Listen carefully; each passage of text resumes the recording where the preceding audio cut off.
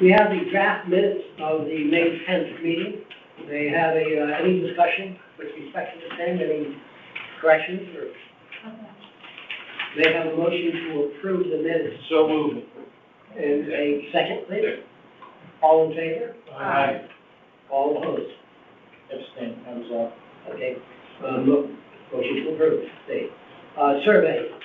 Survey number 1. Kevin, would you like to read the survey? Just give you 10 seconds here to get it together.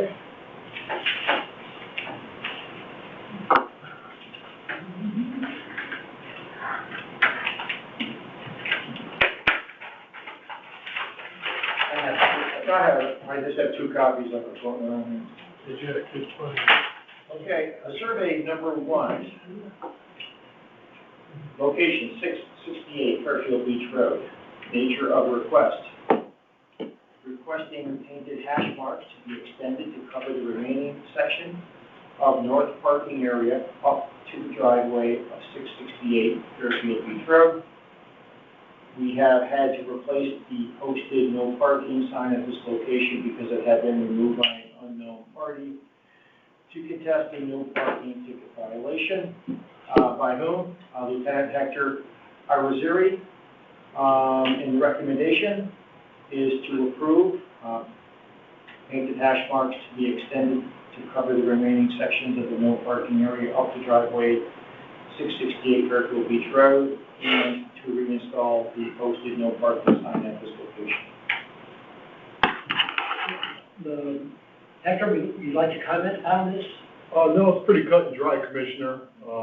The sign has been replaced since, but I'm looking to anticipate any future removal of that sign by making it clear that it's a no parking area with the hash marks being painted.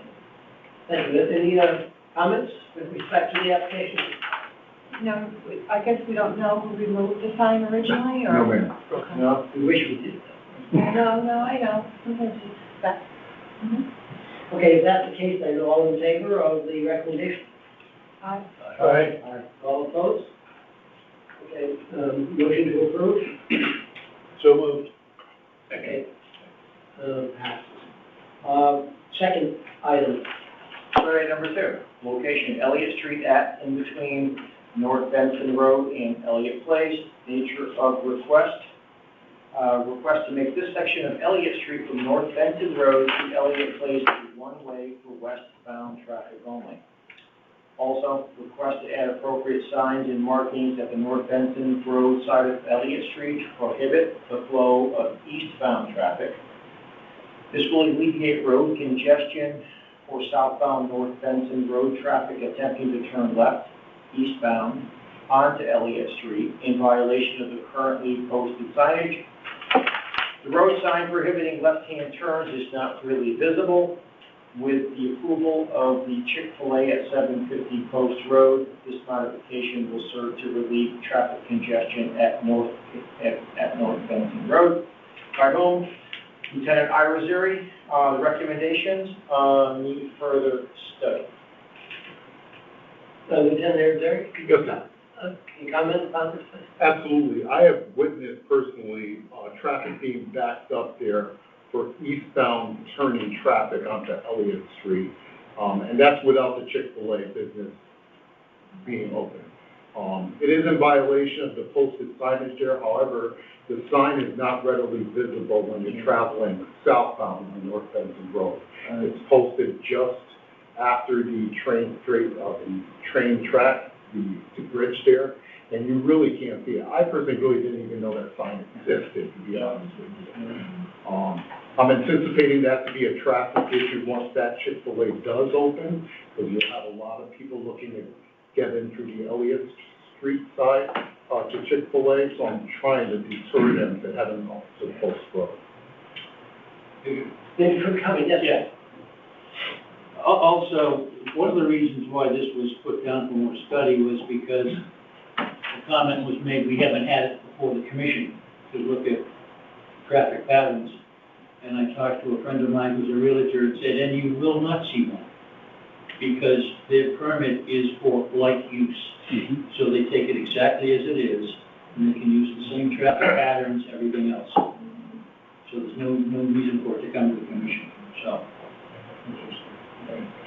Yes, Roger, Commissioner. So, I was there at the survey with Commissioner Stone and Captain Cole, and, Captain Cole actually talked to one of the business owners, Fairfield Car and Tire. Yeah. One of the truck and car, whatever, one of the auto places, and, he was okay with the one way, but then he wanted one way to go the other way, is that what it was? Yeah, he didn't object to the one-way going westbound, but he would prefer going eastbound. We invited him to come to the commission meeting tonight to talk, but, and also, I know Bill had mentioned he'd want to talk to planning and zoning and see how this pattern would affect Chick-fil-A, if they had any other plans for the traffic. So he said he wanted to do a traffic study. I think we talked about, there's 2 or 3 businesses there that we should probably contact, just to see what their input is, not just like, you know, trucking ramping down the road. Behind there's, also those businesses that are behind there. Right. Plus, you've got the cars exiting from the sandwich place there as well. which Correct. When they come out that side, they would not be able to go left toward North Benson. They would have to They have to go right and go around. eastbound toward the back of the Chick-fil-A. Right. Correct, Unless they exit the parking lot. Yeah, unless they come out in front of it, yeah, Yep. yeah. That's, Exactly. So this matter will be on hold because we need further study. Let's go, Can I ask a couple questions now, of course? Regarding the study that is proposed, is it more so to look at the making two-way, one-way? Or is it to look at what you're talking about here, which is change that eastbound to westbound, or vice versa? I think it's to making it two-way to one-way. Because I can't, having driven that road for decades, I can't imagine letting that left coming down Benson. Even though you can't see the sign, letting that be a good thing. I mean, it's hard enough now that people don't see the sign. At the very least, the state needs to update that sign, put it in a better location, and make it more clear you can't make a flow out there. Yeah, certainly before you get to the underpass would be helpful. Right. a lot of people take a left on that street to avoid having to wait at the light. at the light. Yep. I mean, even if there wasn't a restaurant going in there and causing, the question to be raised, I still think that's a great idea to increase signage there, to keep just what Peter mentioned from happening, because I get stuck behind cars just doing that all the time, and so what do you don't? You can't go left. Right. Okay. So we can move on to survey number 3. Survey number 3. Location, Crestwood Road, at and between Greenacre Lane and Quaker Lane. Nature of request. Request the no parking signs on the port side of Crestwood Road be reinstalled. Since the tennis, pickleball, basketball courts were rebuilt at Gould Manor, the no parking signs previously on the port side of Crestwood Road have been taken down. There are often a dozen cars parked on Crestwood, which is not wide enough to allow 2 passing cars and a row of parked cars. Cars are frequently parked opposite both Quaker and Greenacre lanes, making a left turn from Crestwood difficult and dangerous. By whom? Diane McGrath. Recommendation to deny. I'm Diane McGrath. I'm a resident of Quaker Lane. Would you like to come forward, Diane? I'd like to speak, yes. Sure, please do. Please introduce yourself and give us your address. I'm Diane McGrath. I live at 124 Quaker Lane.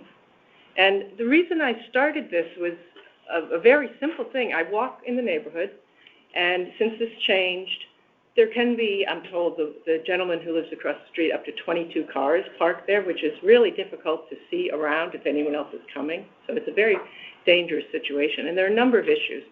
One I saw is a young mother trying to cross the street with 2 young children between parked cars. And fortunately, a car was coming. She didn't see it. The kid started in the middle of the road, and I thought, this is a nightmare. This is an accident waiting to happen. And we need something there to help. It's a playground. Kids are going back and forth. People are trying to cross to Quaker, and they're walking. They're trying to cross to Greenacre. It's dangerous. And then with the cars coming, if you're coming from 95 up to Jennings Road, the parked cars take up, maybe half of the travel lane, so almost every car has to move to right over the double yellow line to drive, which if someone's coming the other direction could be dangerous, they could hit. I've seen town trucks, because the Crestwood was just repaved, town trucks coming up and they take the entire wrong side of the road. And then a car coming is all of a sudden they're face to face with a nowhere to go. So it's either the road needs to be widened or parking lot created, or redirect people to Holland Hill Road, which has parking for the baseball fields, which is what was my suggestion, because it doesn't require any additional money. It just means direct people one block away to park rather than on the street. When I turn into Quaker, I don't go that way anymore because frankly, it's too dangerous. When I turn into Quaker, you have to often go like at a 45-degree angle across the oncoming traffic to hit the road because there are cars parked. You can't come up to the street and take a corner the way you normally would take a corner. So for many reasons, there are a lot of children in the area. There are a lot of young families. I got people to sign, and they had young children. They were concerned. One gentleman has his son picking up the school bus on the corner of Quaker and Crestwood, and he said he's crossing between parked cars. He's concerned the bus can't make the turn because there are parked cars there, and they have to turn onto the wrong side of the road. So there are a number of issues. So I was, we're seeing it. My neighbor here is also concerned, and we see it every day. I mean, I know if you go by on a day like this, there'll be nothing because it's a rainy day and there are no people playing. But it is a dangerous situation, and we like to see some relief. Thank you for your comments. Okay. Any further comments on this? I would just like to Would you mind coming up, please? Please identify yourself. Charlene Goodfellow. I live at 112 Quaker Lane. I'm a frequent dog walker in the area.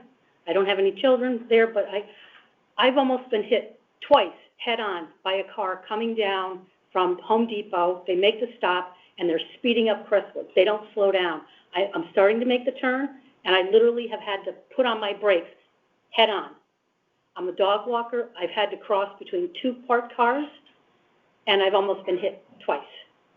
The other thing I want to suggest is if we can't make it a full no parking, can we make it a no parking between the roads where we come out of, so that there's a place for us to go either way, because it is dangerous. And we've talked to many of our neighbors, and they all have the same concerns. One day it's going to happen. It's not if, it's when. And the school buses that do come, because I'm up at 8:30, they have to maneuver to get her. It's hard. It's hard. And then they park. Not only do they park on Crestwood, they park down Quaker, and then it's really congested, and you can't get in or out. And like Diane, I have to go all the way around, even to get to Home Depot. But that intersection at Holland Hill and Crestwood is dangerous enough. They don't stop either way. There's no crosswalks to make it apparent that people might be crossing. There's nothing. There's no crosswalks anywhere around there other than on Holland Hill from the baseball field across. So there's nothing to alert people that, hey, somebody might be crossing. And I'm just waiting for something serious to happen. Thank you. You're welcome. Sure. Okay, so, I was on that survey, and, actually, I go down that road all the time, because I live up by Holland Hill School. So I'm probably daily living on Crestwood, and I have friends on Crestwood too. The problem is, originally, though, no parking signs are on the other side, and your neighborhood, or somebody in your neighborhood, petitioned the commission to remove the signs and put them on the other side. That has become, you're right, that has become a very popular place with the tennis and the pickleball courts. And sometimes, in the baseball game going on, there is like no parking. Our fear was that if we put no parking signs on Crestwood, all those cars that go to the pickleball and tennis courts will be parking on your side streets. And you think it's bad now, it's going to be horrendous, okay? Because they're not going to park around the corner, I'll tell you right now. They're going to park on the side street. So that's why we denied it. And as far as the cars passing each other, I go down the road all the time. You can pass. Yes, you have to go through the whole line, but that's approved if it's and obviously the car's parked there. So you can't have two cars pass. If a truck comes, you have to yield a little bit. It's no difference in High Street, which is a major road. When cars are parked on that street, if you have a truck or something coming, you have to yield. And so that's the reason we denied it. We're afraid that, first of all, we did move the parking signs on request in neighborhood. Number two is, if we put no parking on Crestwood, they're gonna hit all the side streets, and it's gonna be worse. So, that's our decision. Couldn't you just put them by the other street? When you come out. When we come out, yeah, when we come When you come in out. before you. Oh, I'm sorry. Thank you. Couldn't we just put the no parking as Quaker Lane and Crestwood come, so that we, at least we have an area to pull out of? You know what, why don't we have, Chairman, yes, maybe we can have Lieutenant just look at that, see if that's feasible, you know. Just Let's be specific as to what we would like to do. And you can probably reach out to Lieutenant Irizarry, Okay. and he'll listen on your request, and then he can bring it back to the commission. Okay. That'd be good. All right, thank you.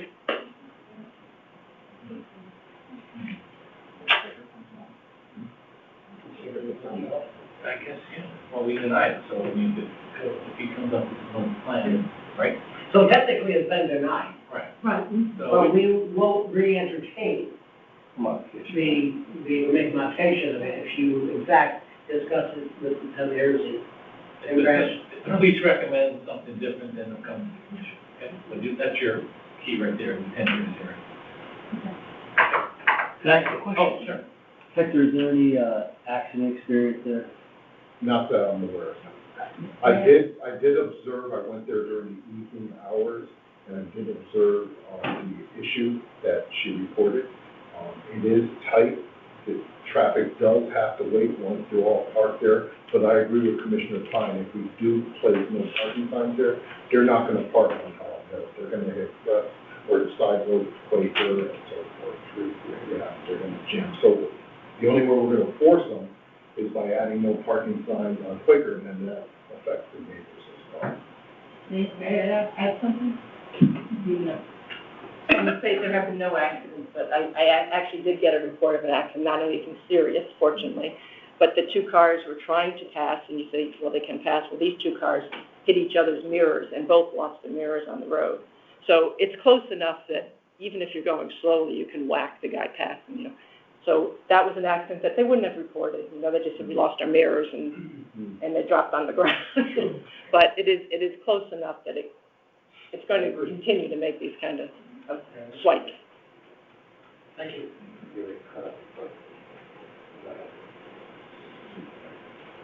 So you can, from here, reach out to Lieutenant Irizarry and,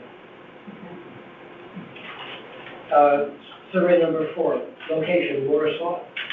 Warsaw Road at Lennox Road, nature of request to install stop signs in both directions on Warsaw at Lennox Road, by whom Thomas Drew.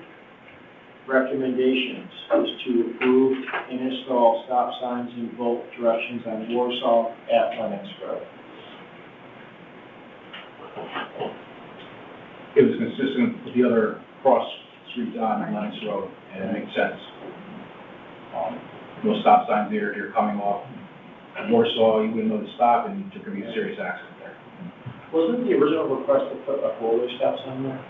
Or do I miss? No, I think it was just, on each side of, Warsaw. Oh, okay. Okay, any other comment? Sorry? Make a motion to approve. I'll second it. Okay, all in favor? Aye. Opposed? Motion passes. Thank you. You'll see, I'm sorry to interrupt, you'll see a thank you letter. Attorney Drew was unable to be here, but he did want to thank you for taking it into consideration and provision, so. Thank you. Move on to, new business. Recognition donation. New business. Recognition of donations made to the Fairfield Animal Shelter. We have a $150 check number 1476 from Fairfield Beach Residents Association. Carolyn Camlet, President, and Donna Alatakis, Treasurer, P.O. Box 513, Fairfield, Connecticut, as a donation to benefit the animals in our care. That's it for that. Thank you. Motion. Motion to approve, motion to accept, I make So motion moved. to accept the donation. all in favor? Second, me second. Commissioner Stone, second, did you say? Yes. And motion passes. I know that, on the monthly report, there's a new business, and a new business, I think Commissioner Pine has some, concerns that he'd like to raise. Well, we just, did the governor, sign that red light camera ordinance? Yeah. The legislature approved the red light, but did the governor actually sign it where we can put cameras up? I don't think he signed it yet, and I think they are selecting certain municipalities as a pilot program to initiate. But I could look that up and double check. Not ours, we're not selected. What's that? Are we selected? Well, I haven't been informed of that if we were. Yeah, and I think they would reach out to us and then I would have to inform you as the legal traffic authority before they would. I think it would almost have to be where we were inviting that type of proposal and encouraging that type of proposal for that to happen.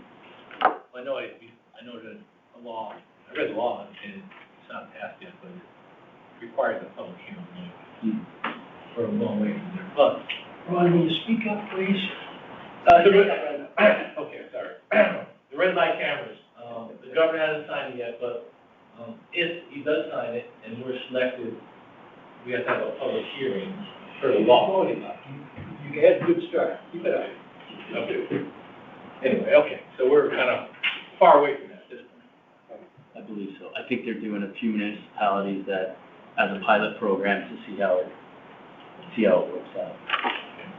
Under new business, may I inquire as to the noise ordinance and what is the status of the noise ordinance?